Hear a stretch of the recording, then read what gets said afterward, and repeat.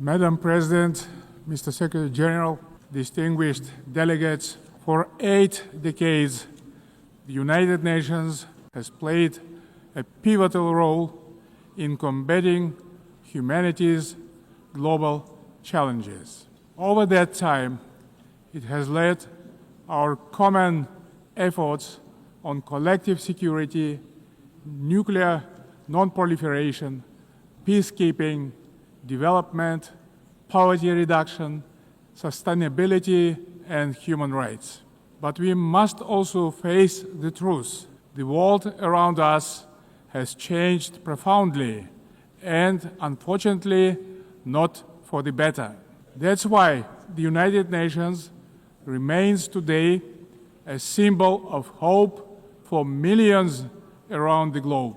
This historic meeting is a unique opportunity to recommit ourselves to the founding principles and goals of our universal and truly indispensable organization. However, we cannot turn a blind eye to the real crisis trust in multilateral institutions. Serious violations of international law have become new normality, which undermines global stability and erodes confidence between peoples, between political leaders, and between states. In this challenging time, we all must empower the United Nations to make it more adjustable to the realities of today's unpredictable world. The spirit of mutual understanding and eagerness to cooperate must prevail over dangerous warmongering. State leaders have a responsibility to move toward making peace.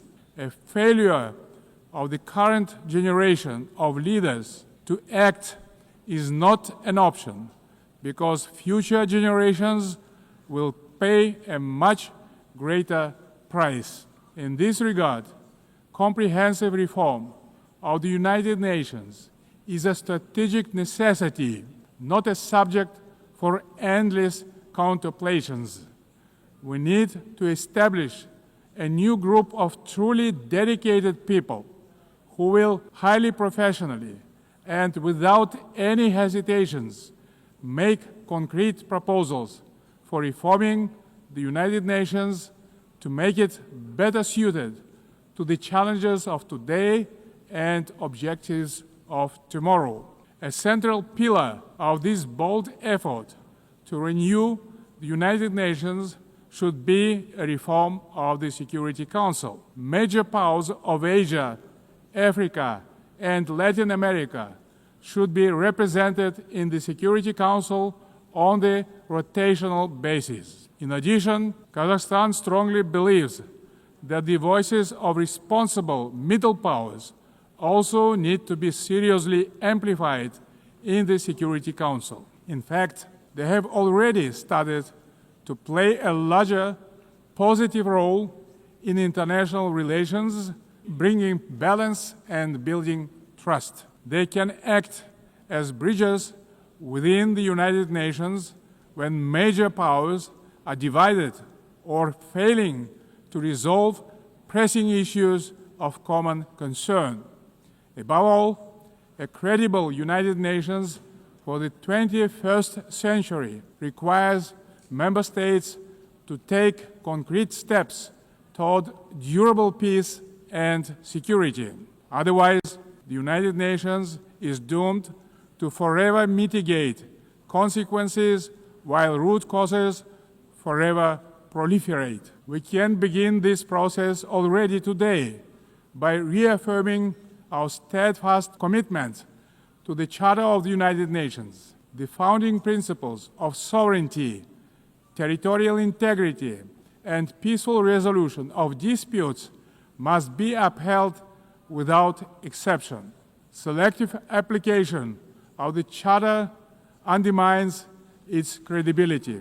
The world needs a new consensus based on trust, inclusiveness, and shared responsibility. For example, the enemy state clauses of the Charter, historical remnants of the Second World War, have already been recognized by the overwhelming majority of the international community, is obsolete.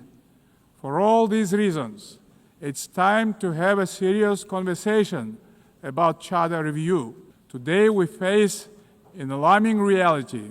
Arms control treaties are collapsing, and with them, so are the foundations of strategic stability. Global military spending in 2024 hit a record $2.7 trillion. The global cost of violence reached nearly $20 trillion. Therefore, rebuilding a robust global security architecture should remain a top priority for the international community. We advocate relaunching high-level dialogue among nuclear powers and stronger multilateral action to drastically reduce the looming threat of nuclear weapons. More widely, we must begin the hard work of getting rid of the militant mindset. We can do so by tracking closely how much our countries invest in peace. Kazakhstan is ready to host a new dialogue on nuclear disarmament and non-proliferation. We can focus on informal, inclusive exchanges that reinforce the NPT and support progress toward the CTBT. We also call to advance our proposal to establish international agency for biological safety and security. Kazakhstan remains concerned by the Ukrainian crisis, which continues to seriously harm civilians, damage global trust, and undermine international security. Nonetheless, bilateral and international diplomatic efforts on this conflict should continue along with political flexibility to meet the long-term interests of both states. Territorial disputes are never easy to resolve and require mutual restraint and responsibility for the sake of future generations. The psychology of animosity drags all involved in conflicts to the abyss, leaving no chance to reach peace. The humanitarian crisis in Gaza has reached a disastrous scale that cannot be ignored. This conflict stems from a complex historical background. We cannot ignore the root cause of this belligerence. Kazakhstan calls for full protection of all civilians and unhindered humanitarian access in strict compliance with international humanitarian law. We reaffirm our support of the two-state solution, with the United Nations playing a central role. Kazakhstan acknowledges diplomatic initiatives aimed at regional reconciliation in the Middle East, including the Arab Peace Initiative, the New York Declaration, and the Abraham Accords, and others. They demonstrate that leadership and political will can turn division into cooperation and shared benefit. We also welcome the normalization of relations between Azerbaijan and Armenia under the mediation of the United States President. It shows that even entrenched conflicts can be settled through diplomacy and common sense. Guided by this principle, Kazakhstan consistently favors diplomacy over escalation and dialogue over force. Current geopolitical tensions sometimes tempt some leaders to claim that a clash of civilizations is inevitable. Yet, these divisions are not fact or fate. They are political choices. Global public goods such as science, medicine, sports, religion, and culture should not become subjects of geopolitical divisions and sanctions. These spheres of human activity bind us together under a humanitarian umbrella. When political leaders make irresponsible statements or take reckless decisions, manipulating religion and identity for political gain, they in fact seriously damage the trust and goodwill in striving for peace. Political leadership must be rooted in mutual understanding and respect, not mutual suspicion and arrogance. Tolerance and wisdom are the foundation of lasting peace and must be upheld through the rule of law. Dear friends and colleagues, we observe a growing fragmentation and political bias of investment flows. As a result, global FDI fell to $1.5 trillion last year. Kazakhstan strongly advocates for greater international investment cooperation. More than $400 billion have been attracted to our economy within 30 years of independence. Our commitment to open market principles is absolutely firm and will remain a cornerstone of our state policy. Located in the very center of Eurasia, Kazakhstan is poised to play a crucial role as a logistic hub, handling 80% of all overland transit between Asia and Europe. We are investing tens of billions of dollars in our transport and transit infrastructure, including the Belt and Road Initiative, the North-South and Trans-Caspian transit corridors. Kazakhstan will continue to develop regional supply chains that are the heart of emerging global transport network. By 2029, we plan to build 5,000 kilometers of new railway lines. Kazakhstan has made the Sustainable Development Goals a core pillar of its national agenda, integrating their targets into state planning and budgeting. With the support of the United Nations Secretary General and partner states, Kazakhstan now hosts the new United Nations Regional Center for SDGs for Central Asia and Afghanistan in Almaty.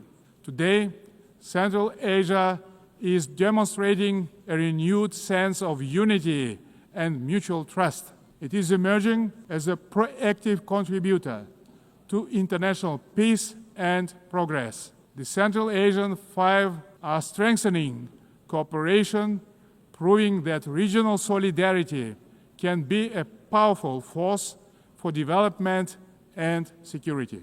This has enabled our region to engage key global partners in the unique Central Asia Plus dialogue format. Kazakhstan believes that inclusive development in Afghanistan is a basis for long-term regional peace and stability. We continue to support the Afghan people through humanitarian assistance and cooperation in trade, food security, infrastructure, and transport connectivity. Distinguished delegates, last year was the hottest year in human history, and Central Asia is warming at twice the global rate. The melting of glaciers in the Alatau Mountains is accelerating, multiplying threats to water and food security for millions. Kazakhstan has drawn profound lessons from the tragedy of the Aral Sea. Thanks to our consistent efforts, including at the international level, we succeeded in preserving the northern part of the sea.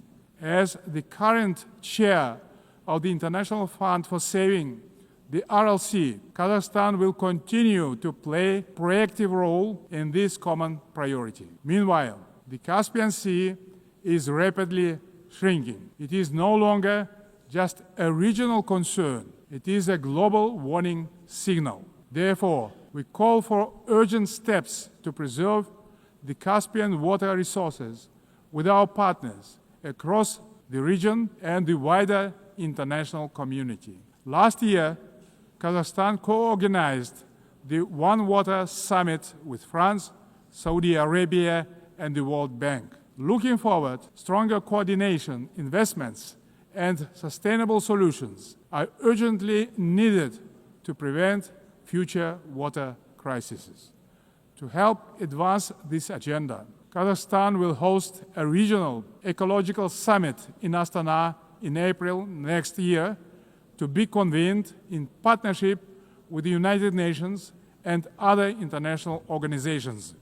As part of our broader environmental commitment, Kazakhstan is implementing a nationwide Clean Kazakhstan campaign. This national movement mobilizes millions of volunteers in cleanup actions, waste reduction, and eco-education.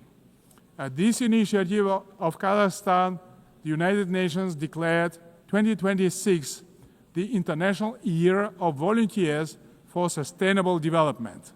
We invite all member states to collaborate on this important endeavor. In this spirit, I propose that the General Assembly adopt a resolution proclaiming April 22 as the International Day of Greening the Planet.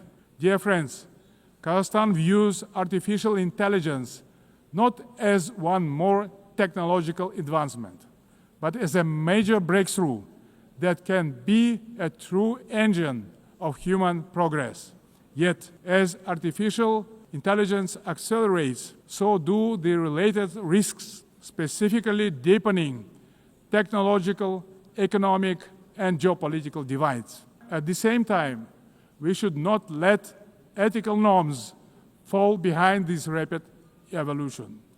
Pressing questions of fairness, accountability, and individual rights must be addressed with clarity and urgency. We must act collectively to ensure that every country can benefit from AI. Kazakhstan welcomes the establishment under UN auspices of the Global Dialogue on AI Governance.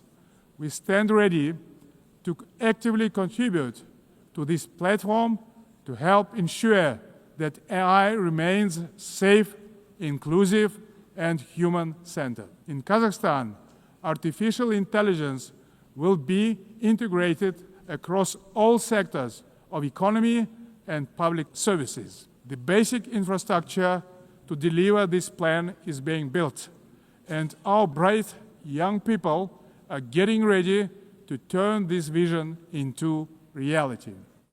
Our strategic goal is to transform Kazakhstan into a fully digital power within the next 3 years. Large-scale digitalization and widespread use of AI have become a national priority in Kazakhstan. E-government is an important pillar of our national development strategy. Around 90% of public services are already digitalized. Kazakhstan has recently launched its fastest national supercomputer ever, but AI and automation are expected to threaten jobs in many countries.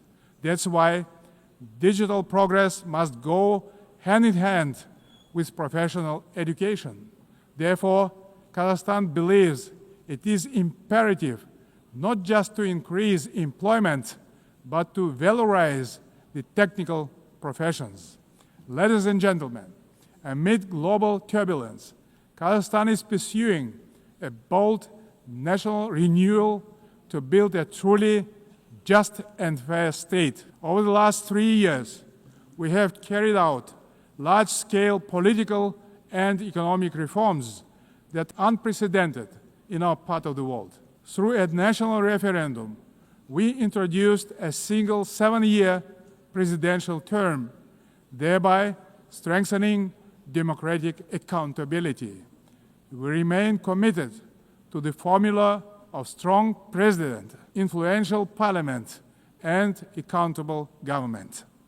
Guided by strong wish to modernize Kazakhstan, I have proposed a single-chamber parliament for a national referendum to consider. Our objective is to continuously embrace the political system to make it more transparent, effective, and reflective of people's aspirations.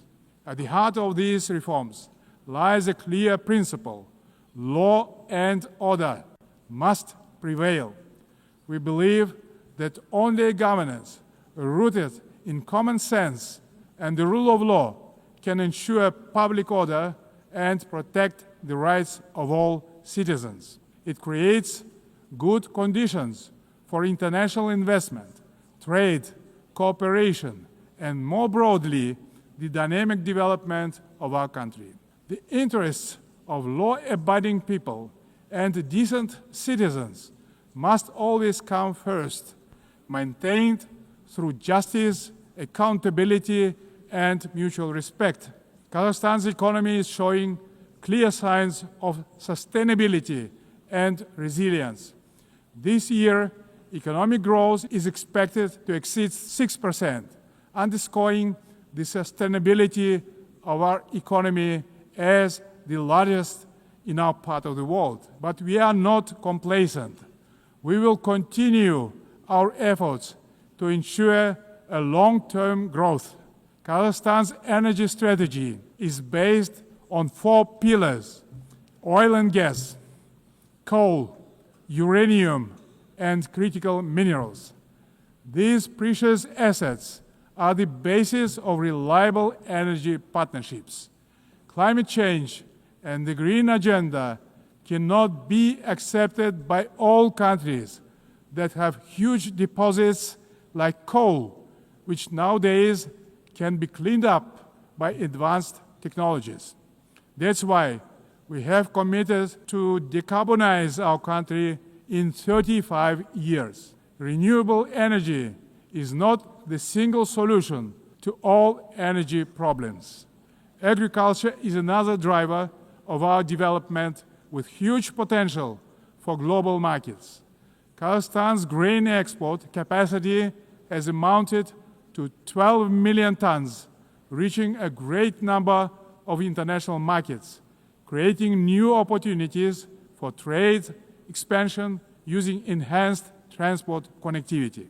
We will continue our cooperation with all major international partners and regional stakeholders to further diversify our external trade and economy, making it more inclusive and resilient.